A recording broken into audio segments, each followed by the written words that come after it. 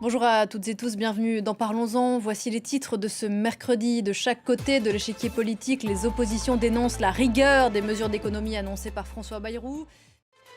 Près de 44 milliards d'euros d'économies, voilà le régime drastique que François Bayrou propose aux Français pour 2026.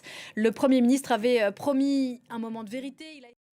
Parmi les mesures évoquées par le Premier ministre, la suppression de 2 jours fériés, le lundi de Pâques et le 8 mai, une année blanche avec le gel des prestations sociales et des retraites, la fin de certains abattements fiscaux. Ces propositions seront débattues au Parlement cet automne. Sitôt la présentation de ce plan d'économie drastique terminée, François Bayrou s'est retrouvé sous le feu de critiques de part et d'autre de l'échiquier politique.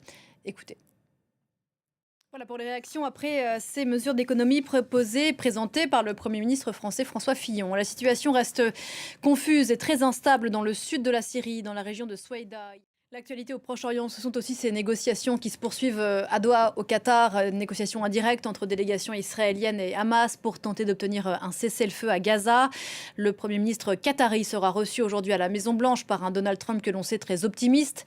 Les négociateurs le sont moins sur le terrain. Après plus d'une semaine de pourparlers, les deux camps s'accusent toujours mutuellement d'enrayer les discussions. Washington, qui par ailleurs réclame à Israël une enquête après la mort d'un Américano-Palestinien en Cisjordanie occupée, un jeune homme de 20 ans battu à mort par des colons israéliens.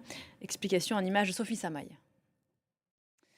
Allez, on quitte quelques minutes la surface de la Terre, ça va nous faire du bien avec des images du soleil comme vous ne les avez jamais vues.